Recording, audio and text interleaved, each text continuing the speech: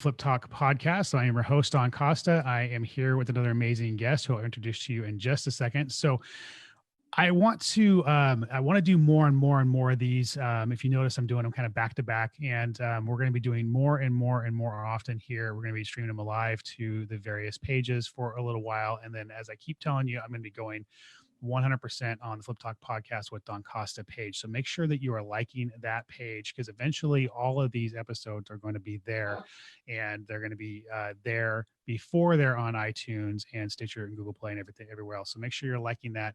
For now, I'm going to keep broadcasting them kind of everywhere at the moment. So you're welcome to check them out where you are, but just make sure you like that page. Make sure that you are checking out beinthisroom.com if you're looking to find a mastermind community. When I launched that mastermind, I was looking to build something that really just kind of encompassed a community feel of people going the same direction. And I think we've really accomplished that. We got an amazing group, and I want to add amazing people. So if you're a giver and somebody that wants to grow your business in the right way, make sure you're going to beinthisroom.com. I'm looking to build Beast. I want to build the beast, the new beast, the up and coming beast in this industry. So that's something that I'm very passionate about. So my guest today, Jesse, is a cool dude. I got to meet him in Houston, Texas, at Wholesaling Live, right? So, and we met at Wholesaling Live, and just a really cool, down to earth guy. Got some great things going on. Jesse, how you doing today, buddy? Great, Don. Thank you so much for having me on. I think the lighting should be fixed in just a second here. It keeps going back and forth. Cameras are crazy, aren't they? Absolutely. Lighting's like my biggest nightmare. I'm going to tell you, that's why I avoided video forever, because I couldn't figure out lighting. But I hope I got it figured out now. So anyway, tell me a little bit about your business, what you have going on. There's your lighting. Yeah. There we go. And you're a handsome guy. So tell me about basically tell me how you got started in the business. So you're in Phoenix, and you're in a competitive market in Phoenix. When did you get started? What kind of led you into real estate investing, and how did all that start? It's actually a great story. 2014 is when I got started, and I was graduating from ASU. I took a different path, and I was graduating at 29 years old. So I was 28, and I was going to school for golf, and I wanted to be a golf instructor, a PGA pro golf instructor at a course. And I did internships, and I'm like, I don't like waking up at 3:30, and I don't like the grind it's going to take to make, $80,000 to $100,000 a year. And my friend Danielle Kroll, do you know Danielle and Jared Vidalis? No, I don't think so, man. I don't. Sorry. Anyways, she was working for an investor and just loving it. And she's like, hey, do you want to try this out? And so basically I came on board pretty much being an acquisition rep before wholesaling was popular. I was finding short sales and pre-foreclosures on the MLS, learning how to underwrite them, learning rehab budgets, and then just pretty much calling the realtors and getting them contracted for us. And then he also had a property management company, and I would place tenants when they needed help on that side too. And that's pretty much what I did for my first year in real estate. Okay, very cool. So at what point did you decide you wanted to turn it into a real business?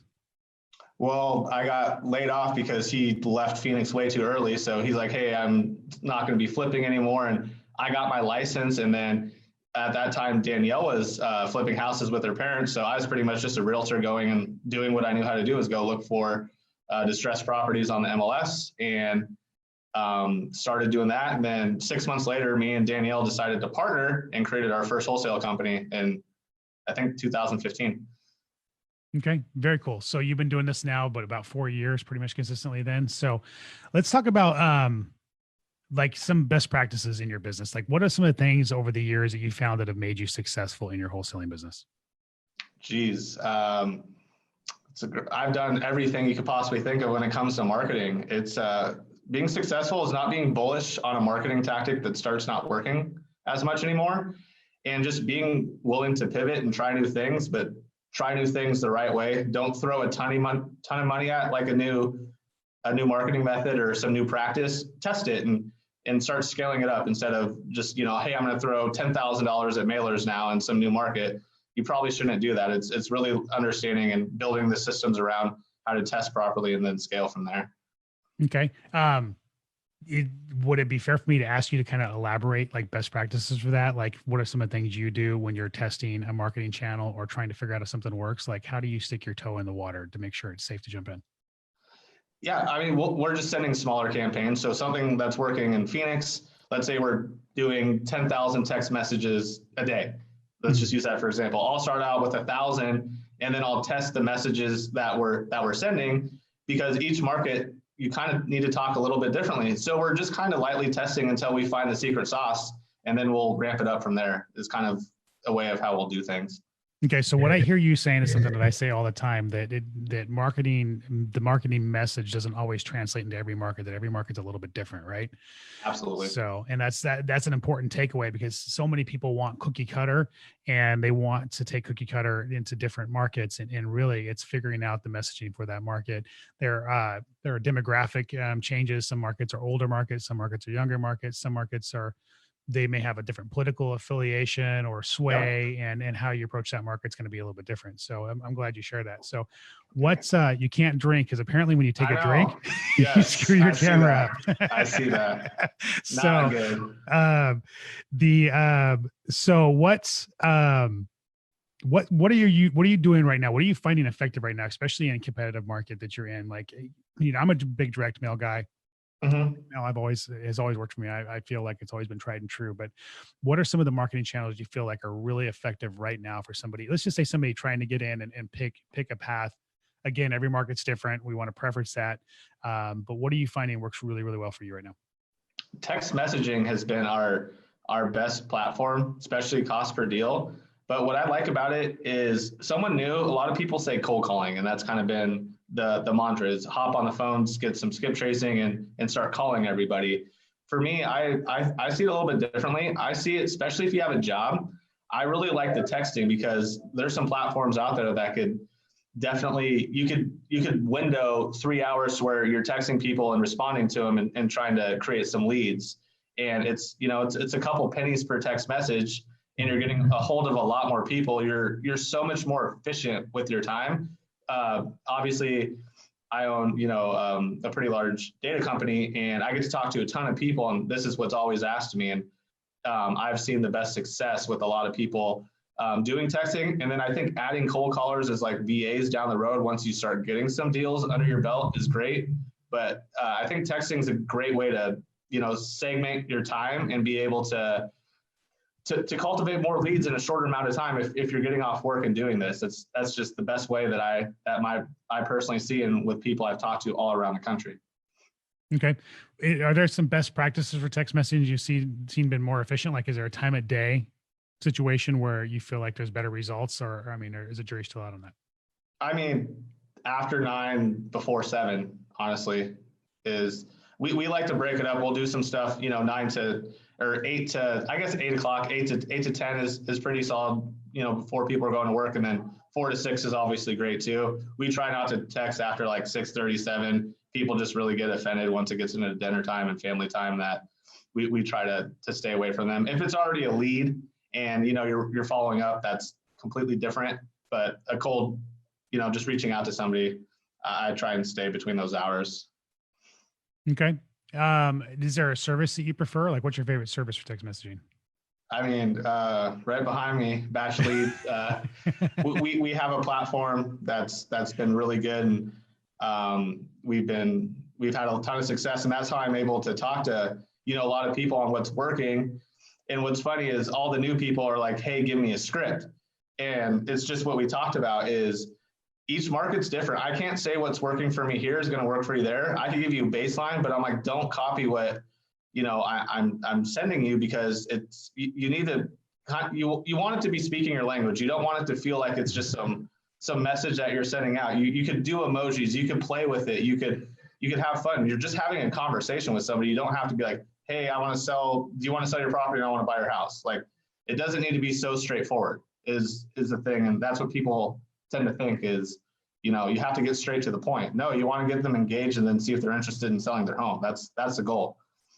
Yeah, it's definitely something that I agree with 100% on that. You finding your own message, finding your own voice, right? And what's key in that is, because if you're finding your own voice, you're going to understand the rhythm of these interactions and know when to change your voice, because sometimes the same message over and over gets stagnant, right? So being able to change that message over time and have it have it evolve, I think is important. And that's definitely, and I know for sure in text messaging, I can validate that you don't want to be sending out the same message over and over and over and over. That can cause problems with the carriers too, right? If you're doing the Yes. exact same message over and over, right? Yep. And the other thing is, so our platform, you actually create 10 unique messages. So you're always rotating your messages. You're never sending out the same message to the same person and stuff like that. And then another great thing and tip that I want to give to people is, you have your list and you have your data. So if you're getting, let's say, a list of absentee lists, and that's most likely going to be a rental property, reach out and say, hey, I'm looking for some rentals in the area. Have you ever considered selling yours? You can be specific, like that data is out there. You're not intruding on them. Or if it's multifamily, specify that you're a multifamily buyer.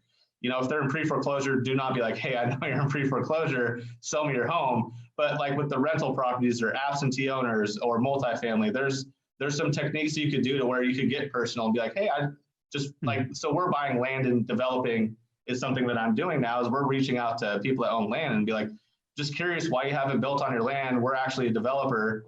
Would you consider selling? It's being personal, because then that feels like, okay, they actually did some research on me. Mm-hmm.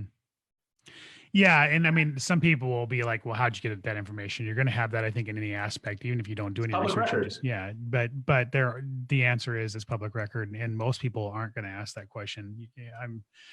When I door knocked, I had this conversation with Pace. I door knocked years and years and years ago now. And my thing was, hi, my name is Don, and I've come across some information that you've had some issues with your mortgage. It was just kind of like, I know there's an issue going on, but it's not, hey, you're not paying your bills, or hey, you're going to lose your home. It was just kind of, I've come across this information. I want to see if I can provide a solution. So, very upfront. Yeah. Mm-hmm. Very upfront, not confrontational, not anything, but it's just delivering the message. I agree 100%. So, well, let's just do this. So Batch Leads is your company. I'm always careful not to be salesy on the show, so I want to make sure everybody is listening that I'm not. I happen to like you, and I think you have a good service.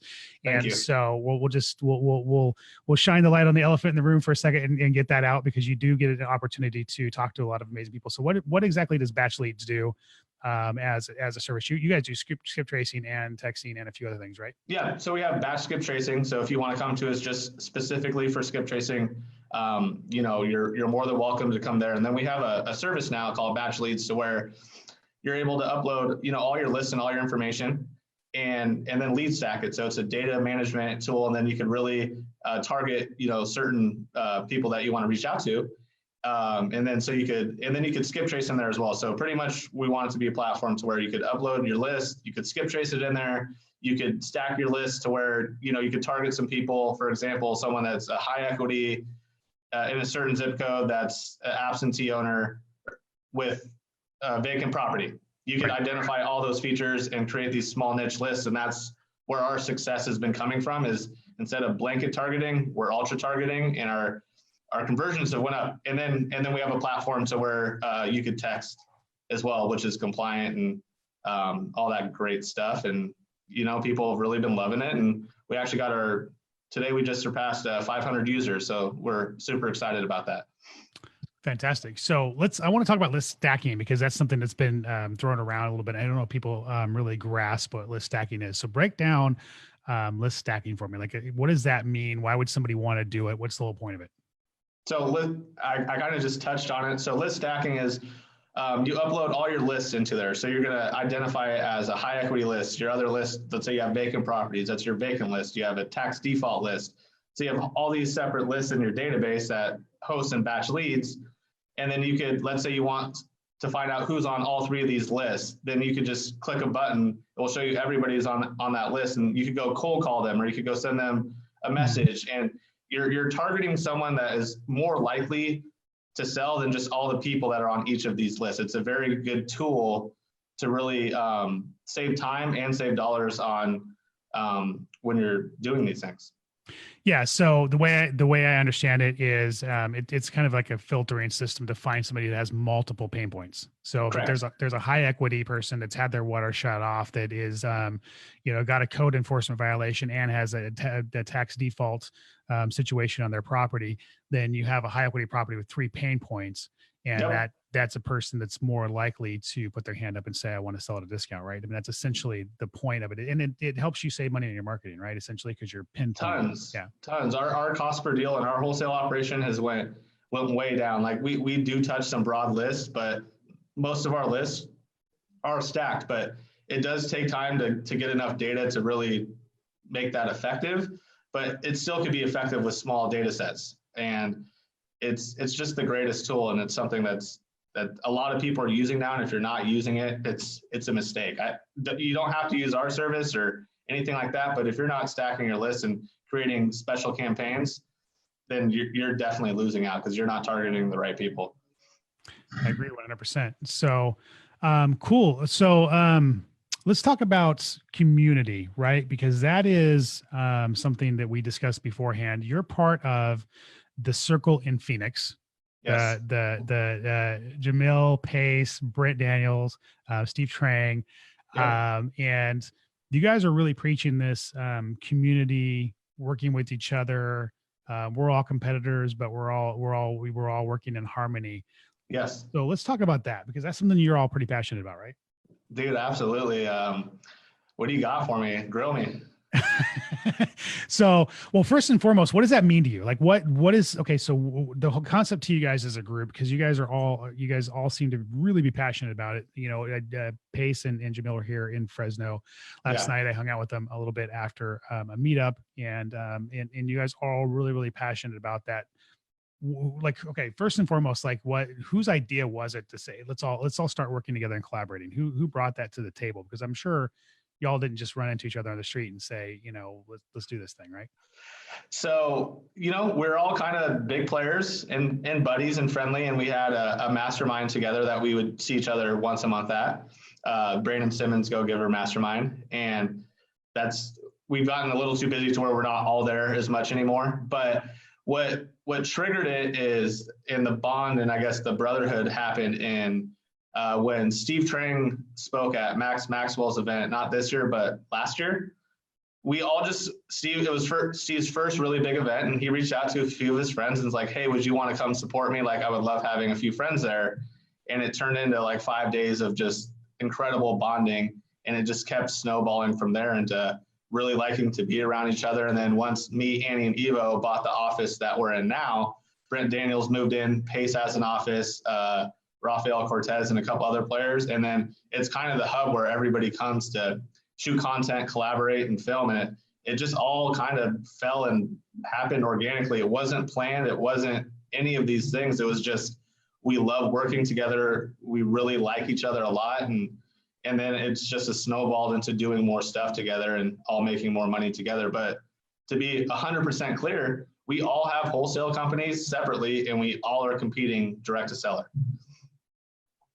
Okay. And what does that look like? Okay. Because, well, first and foremost, you know, Phoenix. Okay. So, you know, I'm in a market we're actually talking about more and more collaboration, but we're a smaller market than a Phoenix, you know, area, right? You got Phoenix and Scottsdale and all that going on. So how often do you guys cross paths on deals? Like if somebody's like, you know, looking at this and going, yeah, right. You know, they're not crossing paths that often or whatever. Like how often are you guys butting heads on deals? How often are you crossing paths? How often are you collaborating? Like what's the reality of the situation? I would say sometimes. I wouldn't say often, but it's like, hey, I have this deal. And then Pace will be like, yo, I had that a couple months ago. It wasn't a very good deal. Or, oh, you got that for way less. It's because it's mostly a timing thing. So like, we don't know too often when we're competing against each other because we all have acquisition reps who don't all know each other and stuff like that. But we come across it. Brent Daniels bought a house from us in December. I buy stuff from, we all buy stuff from each other. So when we wholesale, because we all do a little bit of flipping too. So it's like, you know, we'll give them a little bit of a homie hookup knowing that they'll 100% buy it. And you want to have some content to, you know, go and say how you did some stuff together. And we buy and sell to each other all the time as well. So we just kind of see it as, and if we're both on a property together, we'll just be like, okay, why don't you lock it up? We'll split the profits and we'll move on. We're not going to sit here and drive the price up. So why don't you take it and then we'll take care of it from there. And then we'll both use our buyers list to blast it out. There's no point in, you know, something is better than nothing. So why fight each other over something like that? Right. So, you guys as a circle are competing and working together in harmony. But do you find that you're going up against people that don't play by the same rules that you all are playing by? And how do you handle that? Sometimes, and we just kind of, throw them on an island. And so if you piss one of us off, no one will do business with you. I mean, you Okay. are exiled from the island, and no one will touch you. No one will look at your deals. No one will help you sell your deals, especially when you have Keegley saying, sorry, we're not selling your deals. You fuck this, or sorry, we're live. That's all You right. messed That's all with right. this person. So I think people know to, like, we're trying to create that standard is, if you mess around here, you're not going to be accepted in the community, and it's going to be hard to thrive if you're not doing business the right way out here. So basically, yeah, I mean, once you create this circle of people who are playing at a decent level, it starts to make more impact when you're not doing somebody right, then essentially. So, okay. So, um, what are there pain points? Like, what are the bad sides about collaboration? Are there any of them so far? I mean, I'm sure there's something that is got to be a pain point, but it's worth it because of the overall, right? That's, it's been pretty great, to be honest. I mean, every now and again we get into some tips on, okay, this is how we're going to do this or that, but we all really, really love each other. I feel like it's more of a family. So you're going to have your arguments, and then we're grown adults and we work through them instead of being petty. And we move on. Like, obviously nothing's perfect, and we all vision doing things a certain way. But I mean, the toughest part is a lot of communication, making sure we're all on the same page, and you don't want to, hurt someone's feelings, or one action you think doesn't matter could affect somebody. And that's happened a few times. And then we're like, that as long as the intention's not there, which it's not, we seem to be able to work through stuff really easily. And it happens hardly ever to where we have issues. Okay. That makes sense. It makes a lot of sense. So, um, very cool. So, what advice would you give somebody just starting out in the real estate investing business today? Like, if somebody was brand spanking new and didn't have a clue, what would you tell them? Tell them to follow me, Pace, Brent, Jamil, and Steve Trang, and listen to Flip Talk. All right, that's fair advice. So, all rock No, stars are all right, right? no, for reals. I would say this is a tough one. I would say really dive deep, learn. Watch a lot of the stuff like this podcast and things we're on, but take action, and take action quickly. Learn, but you can't sit there and try and think you're going to figure out how to do it perfectly. You're going to trip, you're going to fall. Make sure you get up, don't make the mistake again, and keep moving. That's my best advice. Is people will sit there and analyze stuff for too long. Obviously, you need to learn and get the knowledge, but just go make some impact, and go work is the best advice I could give to somebody. Hop on the phones or start sending text messages, and you'll learn as you go, and just be eager to learn. Very cool. Very cool. So, all right, man. Well, tell everybody how to get a hold of you if they want to reach out to you. If they're interested in one of your services, or how would they find you? Instagram is Jesse Burrell, JESSE BURRELL. And then same thing, you just look me up on Facebook, and then batchskiptracing.com and batchleads.io. Those are our services. And we really, really work hard to make sure that we're doing more than just providing you data. We have full-time in-house reps that are helping you with your operation. So a new person we call every single person that uses us, do you need help with anything? Because we relay to our reps, our account reps, all the stuff that's working for us, so they know how to help these people. Obviously, I can't talk to everybody, but I'm able to impact people through my agents or my reps to where they're giving best practices, which is really awesome and a little unique to other businesses. Okay, perfect. All right. So, if you got value from this podcast, make sure that you're checking out the services that Jesse has for you. And of course, like and subscribe the show. Make sure you're sharing it with people. I threw this out a while back. If you share this and snap a picture of the share, I will and send it to me via email at donfliptalk.com. I'll send you a link where you can basically give me the information I need to send you a free t-shirt, a free Flip Talk t-shirt. And I'll get that out at no cost. There's no shipping, no nothing. I'll handle all that. I just want to get the word out. If you want to follow me on Instagram, it's the real Don Costa. And of course, if you're interested in being part of a community of people that are building a business that is really going to be something great, then go to beinthisroom.com and check it out. Jesse, man, thank you for being with me so much today. I appreciate it. Dude, thank you, brother. I appreciate you.